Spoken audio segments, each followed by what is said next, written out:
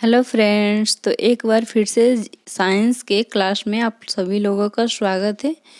तो आप लोग कैसे हैं? आई होप आप लोग अच्छे होंगे। तो आज हम लोग इस वीडियो में साइंस जीके जीएस साइंस के टॉप 50 क्वेश्चन को कवर करेंगे, जो कि आगामी सभी एग्जामों के लिए महत्वपूर्ण है। तो चलिए देरी न करते हुए आज का फर्स्ट क्वेश्चन देखा जाए। तो मनुष्य में कुल कितनी हड्डियाँ होती हैं? 206, 202, 200 या 212। तो ये पूछ रहे हैं कि मनुष्य में कुल कितनी जोड़ी हड्डियां होती है, कितनी हड्डियां होती है। तो ये 206 होती है, इसलिए ऑप्शन जाएगा ए। तो नेक्स्ट क्वेश्चन, नवजात शिशुओं में हड्डियों की संख्या लगभग कितनी होती है? 206, 300, 350 या 200। तो ये पूछ रहे हैं नवजात शिशुओं में हड्डियों की संख्या लगभग कितनी होती है? तो ये 300 होती है, इसलिए ऑप्शन जाएगा बी। तो नेक्स्ट क्वेश्चन, मनुष्य की खोपड़ी में कितनी अस्थियां होती हैं? 10, 12, 8 या 30। तो ये पूछ रहे मनुष्य की खोपड़ी में कुल कितनी हड्डियां होती है? तो ये अस्थियां होती है, तो ये 8 होती है, इसलिए ऑप्शन जाएगा सी। तो नेक्स्ट क्वेश्चन, मनुष्य के शरीर में पसलियों के कितने जोड़े होते हैं? 10, 14, 11 या 12। तो ये पूछ रहे मनुष्य के शरीर में पसलियों के कितने जोड़े होते हैं? तो ये 12 जोड़े होते हैं, इसलिए ऑप्शन जाएगा डी।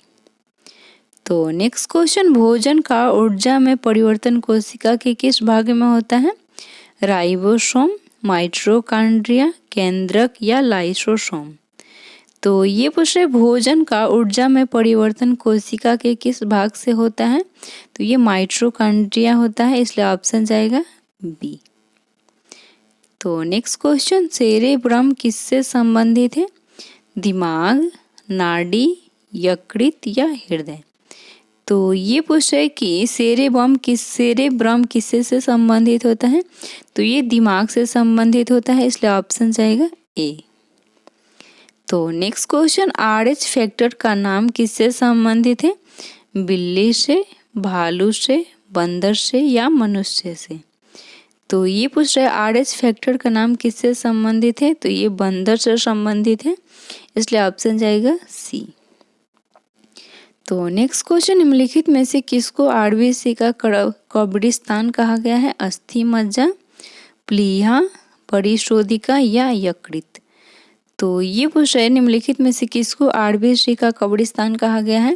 तो ये प्लीहा को कहा गया है, इसलिए ऑप्शन जाएगा बी। तो नेक्स्ट क्वेश्चन, लाल रक्त कणिकाएं कहाँ उत्पन्न होती है? अस्थि मज्जा, तिल्ली, ब्रिक या यकृत में। तो ये पूछ रहा है कि लाल रक्त कणिकाएं कहाँ उत्पन्न होती है? तो ये अस्थि मज्जा में, इसलिए ऑप्शन जाएगा ए।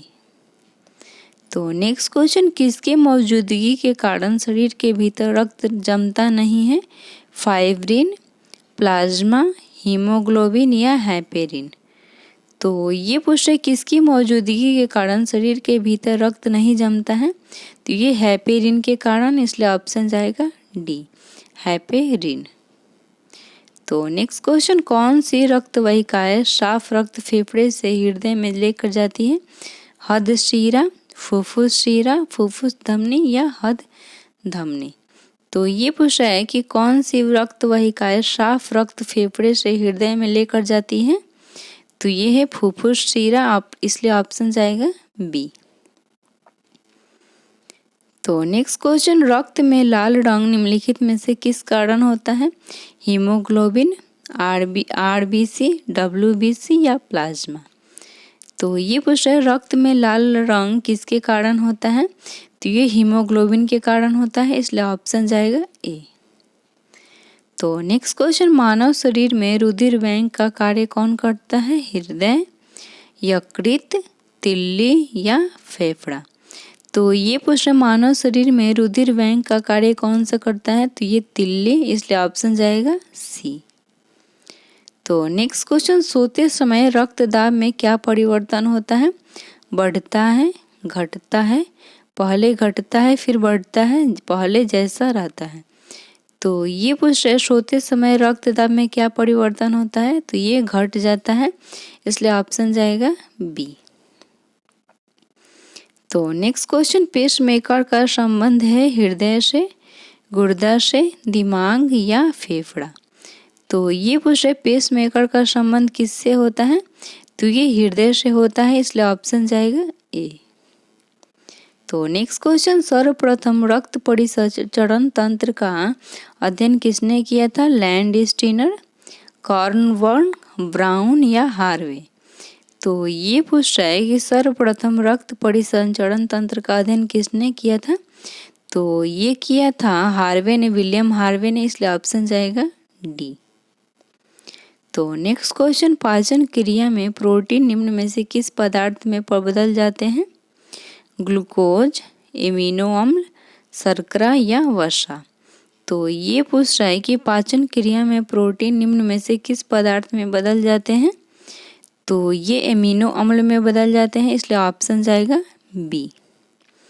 तो नेक्स्ट क्वेश्चन, मानव शरीर में भोजन का रक्त द्वारा अवशोषण कहाँ सर्वाधिक होता है, बड़ी आंत में, यकृत, अमाशय या छोटी आंत। तो ये पूछे मानव शरीर में भोजन का रक्त द्वारा अवशोषण कहाँ सर्वाधिक होता है, सबसे अधिक पूछ रहे हैं, तो ये होता है छोटी आंत में, इसलिए ऑप्शन जाएगा डी। तो नेक्स्ट क्वेश्चन, लाड़ किसके पाचन में सहायक होता है, वसा, प्रोटीन, स्टार्च या फाइबर। तो ये पूछ लाड़ किसके पाचन में सहायक होता है, तो ये स्टार्च में, इसलिए ऑप्शन जाएगा सी। तो नेक्स्ट क्वेश्चन, लाड़ में कौन सा एंजाइम पाया जाता है, रेनिन, टाइलिन, टेनिन या रेजिन। तो ये पूछे लाड़ में कौन सा एंजाइम पाया जाता है, तो ये टाइलिन पाया जाता है, इसलिए ऑप्शन जाएगा बी। तो नेक्स्ट क्वेश्चन, अधिकतम पोषक तत्व रक्त में कहाँ से अवशोषित किए जाते हैं, छोटी आंत, पेट, बड़ी आंत या मुंह। तो ये पूछ रहा है कि अधिकतम पोषक तत्व रक्त में कहाँ से अवशोषित किए जाते हैं, तो ये छोटी आंत से अवशोषित किए जाते हैं, इसलिए ऑप्शन जाएगा ए। तो नेक्स्ट क्वेश्चन, अस्थि में कौन सा लवण सर्वाधिक मात्रा में होता है, magnesium carbonate, calcium phosphate, sodium chloride या फेरिक नाइट्रेट। तो ये पूछ रहा है अस्थि में कौन सा लवण सर्वाधिक मात्रा में होता है, तो ये कैल्शियम फास्फेट होता है, इसलिए ऑप्शन जाएगा बी। तो नेक्स्ट क्वेश्चन, मानव शरीर के किस अंग की हड्डी सबसे लंबी होती है, जांघ, रिब केज, भुजा या मेरुदंड। तो ये पूछ रहे मानव शरीर के किस अंग की हड्डी सबसे लंबी होती है, तो ये जांघ की, इसलिए ऑप्शन जाएगा ए। तो नेक्स्ट क्वेश्चन, टिबिया नामक हड्डी किस में पाई जाती है, भुजा में, मुंह, खोपड़ी या टांग। तो ये पूछ रहे टिबिया नामक हड्डी किस में पाई जाती है, तो ये टांग में, इसलिए ऑप्शन जाएगा डी। तो नेक्स्ट क्वेश्चन, निम्न में से कौन सा मानव के पैर की हड्डी नहीं है, फिबुला, टिबिया, ह्यूमरस या फीमर। तो ये पूछ रहा है निम्न में से कौन सा मानव के पैर की हड्डी नहीं है, तो ये ह्यूमरस, इसलिए ऑप्शन जाएगा सी, क्योंकि इसमें पूछ रहे कौन सा नहीं है, बाकी सब पैर का हड्डी है। तो नेक्स्ट क्वेश्चन, मानव शरीर की सबसे लंबी हड्डी है टिबिया, फीमर, स्टैपिज या फिबुला। तो ये पूछा मानव शरीर की सबसे लंबी हड्डी कौन सी है, तो ये है फीमर, इसलिए ऑप्शन जाएगा बी। तो नेक्स्ट क्वेश्चन, मानव शरीर की सबसे छोटी हड्डी स्टैपिज, नाक की, नाखून की या जबड़े की। तो ये पूछे मानव शरीर की सबसे छोटी हड्डी कौन सी होती है, तो ये स्टैपिज कान में होता है, इसलिए ऑप्शन जाएगा ए। तो नेक्स्ट क्वेश्चन, हाइड्रोजन बम किसने विकसित किया था, जे रॉबर्ट ओपेनहीयर ने, एडवर्ड टेलर, सेमुर क्रे या वर्न वन वार्न। तो ये पूछ रहा है हाइड्रोजन बम किसने विकसित किया था, तो ये एडवर्ड टेलर ने, इसलिए ऑप्शन जाएगा बी। तो नेक्स्ट क्वेश्चन, इलेक्ट्रॉन सूक्ष्मदर्शी का आविष्कार किसने किया था, रॉबर्ट कोच, ल्यूवेनहॉक, सीपी स्वान, नोल और रुस्का। तो ये पूछ रहे इलेक्ट्रॉन सूक्ष्मदर्शी का आविष्कार किसने किया था, तो ये नोल और रुस्का ने किया था, इसलिए ऑप्शन जाएगा डी। तो नेक्स्ट क्वेश्चन, बिजली के बल्ब का आविष्कार किसने किया था? Thomas More, Thomas Alva Edison, James Watt या इनमें से कोई नहीं। तो ये पूछ रहे बिजली के बल्ब का आविष्कार किसने किया था? तो ये थॉमस एल्वा एडिसन ने किया था, इसलिए ऑप्शन जाएगा बी। तो नेक्स्ट क्वेश्चन, रडार का आविष्कारक कौन था? फ्लेमिंग, बुशनैल, आइंस्टीन या रॉबर्ट वाटसन। तो ये पूछे रडार का आविष्कारक कौन था? तो ये था रॉबर्ट वाटसन, इसलिए ऑप्शन जाएगा डी। तो नेक्स्ट क्वेश्चन, सूर्य की किरणों की तीव्रता मापने वाली उपकरण को क्या कहा जाता है? एक्टियोमीटर, बैरोमीटर, एस्ट्रोमीटर या क्रेक्सोग्राफ। तो ये पूछ रहे सूर्य की किरणों की तीव्रता मापने वाला उपकरण कौन सा होता है? तो ये एक्टियोमीटर होता है, इसलिए ऑप्शन जाएगा ए। तो नेक्स्ट क्वेश्चन, साइक्लोट्रॉन किसके त्वरित करने के लिए प्रयुक्त किया जाता है? न्यूट्रॉन, प्रोटॉन, परमाणु या आयन। तो ये पूछ रहा है साइक्लोट्रॉन किसके त्वरित करने के लिए प्रयुक्त किया जाता है? तो ये परमाणु को, इसलिए ऑप्शन जाएगा सी। तो नेक्स्ट क्वेश्चन, परमाणु की गति निम्नलिखित में से मापी जाती है किसके द्वारा? एनेमोमीटर, हाइड्रोमीटर, विंड पेन या बैरोमीटर। तो ये पूछ रहा वायु की गति निम्नलिखित में से किसके द्वारा मापी जाती है? तो ये एनेमोमीटर के द्वारा मापी जाती है, इसलिए ऑप्शन जाएगा ए। तो नेक्स्ट क्वेश्चन, टेकोमीटर का प्रयोग किसके मापन के लिए किया जाता है? गुरुत्वाकर्षण, घूर्णन गति, पृष्ठीय तनाव या परिक्षेपण शक्ति। तो ये पूछ रहा है टेकोमीटर का प्रयोग किसके मापन के लिए किया जाता है? तो ये गुरुत्वाकर्षण, घूर्णन, पृष्ठीय या प्रक्षेपित, ये किसके द्वारा किया जाता है? तो ये किया जाता है घूर्णन गति के द्वारा, इसलिए ऑप्शन जाएगा बी। तो नेक्स्ट क्वेश्चन, गुरुत्वाकर्षण नियमों के आविष्कारक कौन है? फैराडे, एडिसन, न्यूटन या इनमें से कोई नहीं। तो ये पूछ रहे गुरुत्वाकर्षण नियमों के आविष्कारक कौन है? तो ये है न्यूटन, इसलिए ऑप्शन जाएगा सी। तो नेक्स्ट क्वेश्चन, पायरोमीटर निम्नलिखित में से क्या मापने में प्रयोग किया जाता है? उच्च तापमान, आर्द्रता, वायु दाब या भूकंप की तीव्रता। तो ये पूछ रहा है पायरोमीटर निम्नलिखित में से क्या मापने के लिए किया जाता है? तो ये उच्च तापमान मापा जाता है इससे, इसलिए ऑप्शन जाएगा ए। तो नेक्स्ट क्वेश्चन, मैनोमीटर के द्वारा किसकी माप की जाती है? गैसों का दाब, द्रवों का घनत्व, सतह का तेल का दबाव या वायु दाब। तो ये पूछ रहा है मैनोमीटर द्वारा किसकी माप की जाती है? तो ये कहते हैं गैसों के दाब का, इसलिए ऑप्शन जाएगा ए। तो नेक्स्ट क्वेश्चन, निम्नलिखित में से कौन सा कार्बनिक यौगिक है? क्लोरोफ्लोरो, अमोनियम क्लोराइड, जल या सोडियम क्लोराइड। तो ये पूछ रहा है निम्न में से कौन सा कार्बनिक यौगिक है पूछ रहा है? तो ये है क्लोरोफ्लोरो, इसलिए ऑप्शन जाएगा ए। तो नेक्स्ट क्वेश्चन, निम्न में से किस गैस को मार्स गैस के नाम से जाना जाता है? इथेन, इथिलीन, एसिटिलीन या मीथेन। तो ये पूछ रहा है कि किस गैस को मार्स गैस के नाम से जाना जाता है? तो ये मीथेन को, इसलिए ऑप्शन जाएगा डी। तो नेक्स्ट क्वेश्चन, गोबर गैस का मुख्य अव्यय क्या है? इथेन, मीथेन, प्रोपेन या एसिटिलीन। तो ये पूछ रहे गोबर गैस का मुख्य अव्यय क्या होता है? तो ये मीथेन होता है, इसलिए ऑप्शन जाएगा बी।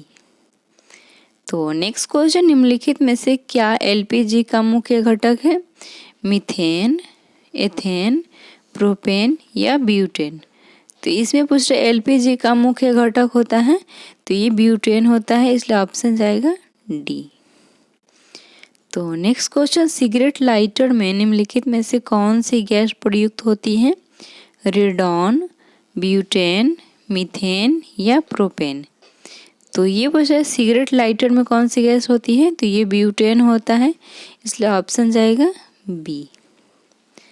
तो नेक्स्ट क्वेश्चन, नींबू किसके कारण खट्टा होता है? ऑक्जेलिक अम्ल के कारण, एसिटिक अम्ल, सिट्रिक अम्ल या फॉर्मिक अम्ल। तो ये पूछ रहे हैं नींबू किसके कारण खट्टा होता है? तो ये सिट्रिक अम्ल के कारण, इसलिए ऑप्शन जाएगा सी।